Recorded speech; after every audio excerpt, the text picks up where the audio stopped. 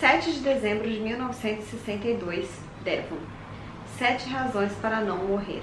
Oi gente, tudo bem? Eu sou a Ana Lu e eu li Euforia, um romance sobre Sylvia Plath, da Ellen Coolhead, com tradução para o português de Kristin Lee Garrugo.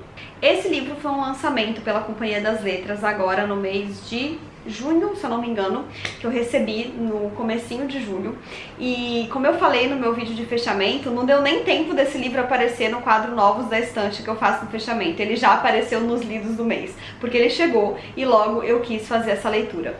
Eu vi que a Catarina Matavelli, do Instagram Catarina Matavelli, vou colocar aqui embaixo, ela fala sobre livros, ela também tinha recebido da companhia e eu aproveitei para convidar ela pra gente ler juntas. Foi a primeira vez que a gente leu juntas e foi ótimo, porque a gente pôde contar uma com a outra para compartilhar as experiências dessa leitura tão intensa. Mas eu acho que de qualquer forma eu teria feito essa leitura bem rápido, porque o livro me chamou muita atenção por dois aspectos principais. O primeiro, por ele ser um romance sobre uma pessoa real, né? Então aqui a gente não tem uma biografia e a autora deixa isso claro, tanto na sinopse quanto no aviso, né, logo no começo do livro, mas não se trata de um romance trivial, afinal de contas se trata de um romance que pega como personagem uma pessoa real. E aí tá o segundo motivo, né, pelo qual eu quis fazer essa leitura rápido, que essa pessoa é a Sylvia Plath, que é um personagem muito interessante, assim, é no mínimo interessante da literatura, né, tem muitas polêmicas envolvendo o nome dela e, enfim, o fato, né, da vida dela ter sido como foi, da obra dela ter sido como foi, dela, infelizmente, ter cometido suicídio tão jovem, né, então eu fiquei bastante interessada para fazer essa leitura, fiz, e hoje a gente vai conversar um pouquinho sobre ela. Bom, eu tenho na minha estante os diários da Sylvia Plath, que eu comprei logo que foram publicados, mas que eu não li até hoje, por dois motivos. Um, porque é um livro muito grande, e dois, porque eu tenho certeza que ele é super pesado. Afinal de contas, a gente sabe que a Sylvia cometeu suicídio, então imaginem como estava a cabeça dela registradas naquele diário, né? Mas se tem alguém que leu esses diários, com certeza foi a Ellen Coolhead, essa escritora sueca, que tem esse romance aqui como seu primeiro livro adulto e que foi traduzido para mais de 24 idiomas. Além dos diários, com certeza ela pesquisou muito sobre a vida da Sylvia em diversas outras fontes, até porque uma das grandes questões e que eu acredito que tenha motivado ela a fazer esse livro foi que o Ted Hughes, que era o marido da Sylvia Plath, já ex-marido, assim, quando ela morreu, mas que foi marido durante um bom tempo, e durante um bom tempo em que ela viveu todas essas questões emocionais que ela coloca aqui, ele impediu que grande parte desses diários viessem à tona. Ele destruiu partes do diário antes que eles fossem publicados, e muito provavelmente, eu não estudei a fundo essa questão, mas esses últimos meses dela antes do suicídio de fato, imagino que estejam na parte que ele destruiu, e é o que a Ellen resolve trazer aqui. O primeiro capítulo do livro é uma entrada de diário que data do dia 7 de dezembro de 1962, e a Sylvia, ela veio a cometer suicídio no dia 11 de fevereiro de 1963. E nessa entrada de diário, ela coloca assim, 7 razões para não morrer. E ela lista, né? Eu não sei se essa entrada é real, eu acho que não. Eu acho que a autora que escreveu também, porque ela não coloca nenhuma referência aqui, tipo, retirado dos diários da Sylvia, não. Ela simplesmente coloca como parte do seu livro. Mas é o único trecho que ela coloca em estrutura mesmo de diário, né? Com data, com local e o texto. E ele já é muito dolorido, né? Porque uma pessoa que tá listando razões para não morrer, ela não tá fazendo isso à toa, né? A gente já sabe muito bem que a Sylvia tá travando uma batalha interna muito profunda entre a vontade de cometer o suicídio e a vontade de viver, que são antagônicas, mas podem sim existir na mesma cabeça. E foi, né, essa entrada de diário aqui, ela é muito perspicaz, porque ela é de pouco mais de 2 meses antes da data em que a autora tira então a sua própria vida. Depois desse capítulo que tem essa entrada de diário, ela coloca um aviso de 1 ano antes, e então ela começa uma narrativa em primeira pessoa, que já não tá no formato de diário, então não tem data, não tem local, é só uma grande narrativa em fluxo de consciência, em que a gente percebe a passagem do tempo. Então o que a autora quis colocar aqui, a Ellen, né, foi como se fosse os pensamentos da Sylvia durante o ano que antecede o seu suicídio, e é muito pesado, obviamente, né? O principal tema que ronda as frustrações da Sylvia aqui é o fato de que ela é uma escritora, ela queria ser uma grande escritora, ela se casa com Ted Hughes, que também é um grande escritor, e enquanto ela vê a carreira dele decolar, ela se vê presa ao papel que a sociedade espera que as mulheres tenham.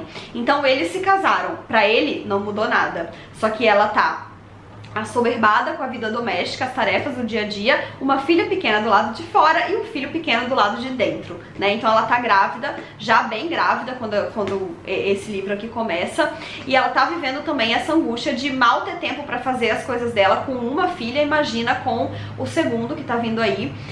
E é inevitável a gente ler esse livro e não pensar num Teto Todo Seu, né, que é um clássico feminista de não ficção da Virginia Woolf, que fala justamente sobre a dificuldade das mulheres em terem um teto todo delas, né, um tempo e um espaço privado para que elas pudessem se dedicar à escrita, porque fica muito claro que o Ted continua construindo e tocando a sua carreira porque ele se fecha num escritório e ali ele é inabalável, o mundo pode cair ali fora. Uma coisa, né, que uma mãe não pode se dar o direito de jeito nenhum. Ela tem essa menina de pouco mais de um ano, de quem ela simplesmente não pode se descuidar, e ela tem outra criança vindo a caminho. E quando é que ela arruma tempo pra ser ela mesma uma grande escritora, né? Quando que ela vai escrever? Quando que ela vai poder se dedicar? E é muito doido, assim, porque eu acho que a autora pegou muito bem o clima do que poderia ser a mente da Sylvia Plath, e tudo aqui parece extremamente legítimo, extremamente plausível, né? Ela sente admiração e inveja desse marido ao mesmo tempo. Então, quando ele tá crescendo na vida literária, ganhando fama, né, ficando cada vez mais notável, ela fala, eu devia estar feliz, porque isso é ótimo pra nossa família, né? Se ele tá melhorando, a nossa família tá melhorando, o nosso padrão de vida. Só que eu não consigo.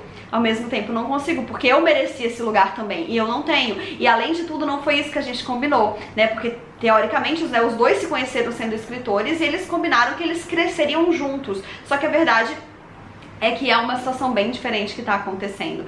Mesmo com tudo isso rolando, a Sylvia ainda tenta escrever, ela é persistente, né? De vez em quando ela consegue dar umas fugidinhas pra escrever, com muito pouca rotina, né? Mas ela consegue às vezes. E nisso a gente tem também um pouco sobre a escrita dela, sobre o final da escrita, a publicação e as primeiras reverberações do Redoma de Vidro, né? Que é o seu romance, e que tem muita pegada autobiográfica, que gera discussões por conta disso até hoje, né? No livro a gente tem uma personagem mais jovem, que não tem filhos, que não é casada, mas que acabou de ganhar uma bolsa de estudos em Nova York, se mudou para Nova York, e mesmo com tudo que ela realizou, tudo que ela sonhou se tornando realidade, ela não consegue ficar feliz. E aqui a gente tem na vida da própria Sylvia muito disso aí, porque ela fica tentando se convencer de que o que ela tá vivendo é tudo que ela queria, tudo que uma mulher pode querer. Ela fala, gente, quantas mulheres por aí não queriam estar casadas com filhos pequenos e vivendo essa vida e eu não consigo ficar feliz? E às vezes ela tenta fingir pra ela mesma que ela tá feliz. Às vezes ela coloca, não, eu tô vivendo a vida dos meus sonhos, era tudo que eu queria, eu amo essas crianças, eu amo essa casa, eu não preciso ser uma grande escritora. Só que ela precisa. A gente sabe disso e ela sabe disso. E é uma angústia muito grande, tanto viver essa frustração quanto tentar apagá-la. Tem uma outra questão aqui que aparece bastante no livro, que é o fato de que Sylvia é uma mulher cosmopolita e ela tá morando numa cidade pequena na Inglaterra. Porque o Ted achou que era o melhor pra família. E ela também se sente muito claustrofóbica nesse lugar em que tem uma casa grande com um grande quintal, mas que é só isso, né? É uma cidade pequena com poucas opções, com vizinhos se metendo na vida uns dos outros. Tem um trecho que ela fala sobre vizinhos aqui que é muito engraçado, inclusive, que ela fala que ela acha meio besta reclamar dos vizinhos, porque se você quer morar numa cidade, você vai ter vizinhos, mas que ainda assim ela se irrita. E outra coisa que pega bastante aqui, né, além dessa questão da escrita, da vida doméstica e de morar numa cidade pequena, é a relação dela com a mãe dela. A mãe dela mora nos Estados Unidos, né, então elas se veem relativamente pouco, mas elas trocam algumas cartas ao longo desse período analisado aqui, e a gente percebe o quanto a relação com a mãe dela afeta ela de maneiras muito profundas, assim. Ela tem quase que uma paixão platônica pela mãe, porque ela ama muito a mãe, em algum lugar ela admira a mãe, e quando ela não tá com a mãe, ela sente muita falta, ela gostaria de ter a mãe por perto, mas a verdade é que quando essa mãe tá perto, elas não funcionam juntas. A mãe dela é quase uma máquina de críticas, então a Sylvia tá feliz, querendo receber a mãe, querendo mostrar a casa, querendo mostrar a criança, e a primeira coisa que a mãe consegue notar quando ela chega é um defeito. Nessa situação é um pouco um clássico, né? Não é nada inédito, e acho que por isso mesmo ela também é tão real, mas não deixa de ser algo que massacra o emocional da Sylvia. Então a real é que essa mulher não tem paz em esfera nenhuma da sua vida. E ler esse livro é muito dolorido e é muito intenso. Eu fiquei pensando no trabalho que a Ellen, né, teve pra fazer toda essa reconstrução, mas eu acredito que o resultado seja muito bom. Eu lia isso daqui e não parecia ficção. Parecia que era realmente muito plausível que esses fossem os pensamentos da Sylvia. A reconstrução que ela faz é muito potente e, friso novamente, muito dolorida. Eu tenho certeza que esse livro é cheio de gatilhos, então eu recomendo com muita cautela. Mas pra quem tem interesse pela vida da Sylvia Plath, pela obra dela, eu acredito que seja um livro que vale muito a pena. Ele é muito bem escrito.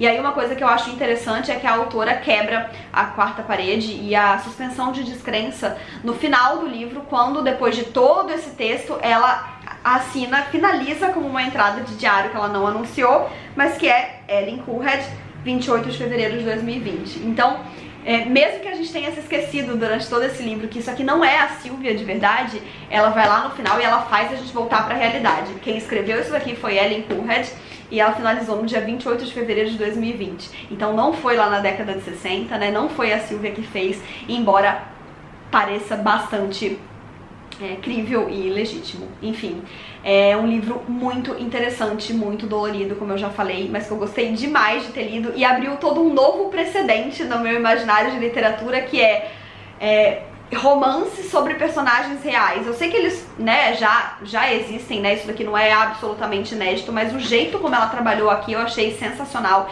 Eu gostaria muito de ler outras obras dessas sobre outras personalidades que enfim, pelas quais eu tenho interesse, né, seja na literatura, mas também na música, no cinema, enfim. Eu gostei muito da forma com que isso foi trabalhado aqui e me deixou com mais vontade de ler os diários da Sylvia. Quem sabe uma hora eu crio coragem.